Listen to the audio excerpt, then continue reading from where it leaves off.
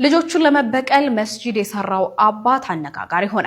የ91 ዓመቱ ቱርካዊ አባት ልጆቹ የሚጠብቁትን ውርስ በመሸጥ መስጂድ መስራቱን ብዙዎችን አስገርሟል። በቱርክ ግዛት አክሳራይ ውስጥ ነዋሪ የሆኑት የበርካታ ልጆች ያሏቸው አባት አዛውንት በእርጅና ዘመናቸው ከልጆቻቸው ትኩረት በመነፈጋቸው እንዳዘኑ ተናግረዋል። የ91 ዓመቱ አዛውንት ሐጂ አህመድ ኩሳ ልጆቻቸውን ባልጠበቁት መንገድ ለመበቀልና የማይረሱትን ትምህርት ለማስተማር ይህንን ውሳኔ መወሰናቸውን ለሀገሬው ሚዲያ ተናግረዋል። ሐጂ አህመድ ኩሳ በአዛውንትነት እድሜ ልጆቼ እንደሚሰባሰቡ ተስፋ አድርጌ ነበር፣ ነገር ግን ብቻዬን ተውኝ፣ ስለሆነም ከሞትኩ በኋላ ሊወስዱ የሚጠብቁትን ውርስ ከመንፈግ ውጪ ሌላ አማራጭ አልነበረኝም ብለዋል። አዛውንቱ ለአካባቢው ፕሬስ በሰጡት መግለጫ በራሳቸው ወጪ መስጂድ ለመገንባት ንብረቶቹን ሁሉ በመሸጥ እስካሁን ድረስ ለመስጂዱ ግንባታ የመጀመሪያው ምዕራፍ 5 ሚሊዮን የቱርክ ሊራ አውጥተዋል።